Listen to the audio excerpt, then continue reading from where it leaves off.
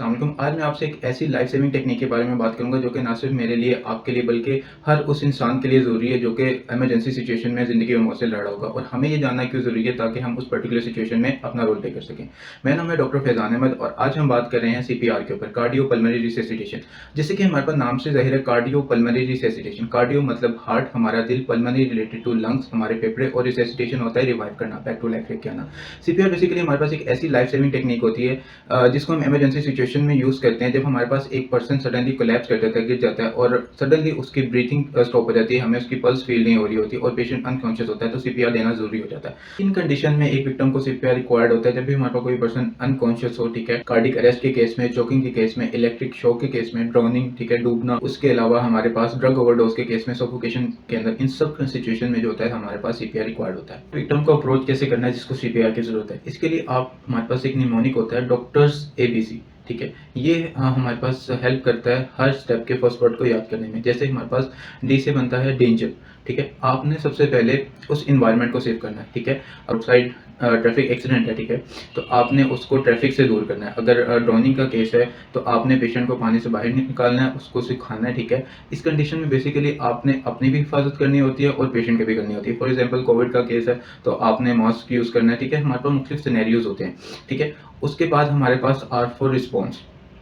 अब इससे क्या मतलब है कि आपने पेशेंट के शोल्डर्स को जेंटली टैप करना और ऊंची आवाज में से पूछना है, सर आर यू ओके, आप ठीक हैं। अगर पेशेंट अनकॉन्शियस है, ठीक है, रिस्पॉन्स नहीं आता उसकी तरफ से, तो आपने एस फॉर इमीडिएटली शाउट, ठीक है, आपने जो है शाउट करना है हेल्प के लिए। इसके लिए क्या है कि आपने इमीडिएटली 1122 को कॉल करनी है। अगर आपके पास कोई भी असिस्टेंस मौजूद है, कोई दूसरा पर्सन है, तो आप उसको कह सकते हैं, आपने पेशेंट को अकेला नहीं छोड़ना। अब हम बात कर लेते हैं सीपीआर के प्रोटोकॉल के ऊपर। याद है हमने कहा था डॉक्टर्स एबीसी, ए का क्या मतलब है, एयरवे। अब हमने क्या करना है, इसके अंदर हमारे पास एक मैन्यूवर होता है, हेल्ड टिल्ट चिन लिफ्ट मैन्यूवर। इसको हम क्यों अप्लाई करते हैं, क्योंकि मोस्ट ऑफ द केस हमारे पास हमारी जो टंग होती है वो स्लिप बैक कर जाती है, इसकी वजह से हमारी सांस की नाली बंद होने का चांस होता है। इसकी वजह से हमारे पास क्या होता है, हम उस एयरवे को क्लीन करते हैं। बी से हमारे पास क्या बनता है, ब्रीथिंग।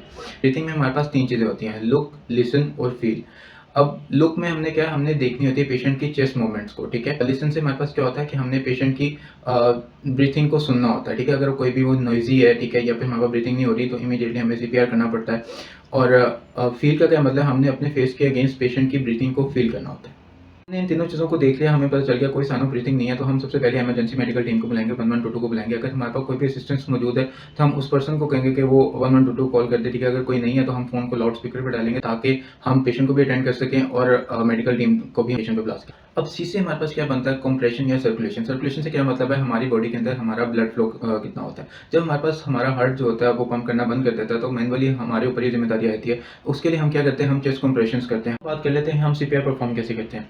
बेसिकली हम पेशेंट को एक फर्म सरफेस के ऊपर लिटाते हैं, ठीक है। उसकी नेक और शोल्डर वाली साइड पे बैठ के हम उसकी निप्पल लाइन से लोअर स्टर्नम पे जो होता है हम अपना नॉन डोमिनेंट हैंड रखते हैं, ठीक है, उसकी पाम रखते हैं और उसके ऊपर हमारा हमारा डोमिनेंट हैंड होता है, ठीक है।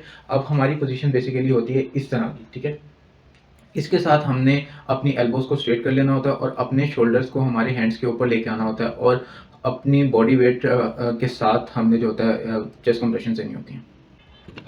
अब हमने इसके अंदर बात की थी हार्ड एंड फास्ट की। अब हमारे पास हार्ड से क्या मतलब है कि हमने अपने पाम ऑफ हैंड के ज़रिए हमने इतना हार्ड उसको पुश करना है कि हमारे पास 2 इंचेस या 2.5 से ज़्यादा नहीं, ठीक है, 5 to 6 सेंटीमीटर या हमारे पास 2 to 2.4 इंचेस जो है हमारे पास पर्सन की जो चेस्ट है वो डाउनवर्ड मूव करे। और फास्ट से क्या मतलब है कि इतनी फास्ट हमने कंप्रेशन देनी है कि 1 मिनट के अंदर 100 to 120 कंप्रेशन हमने जो है वो प्रोवाइड करनी है पेशेंट को।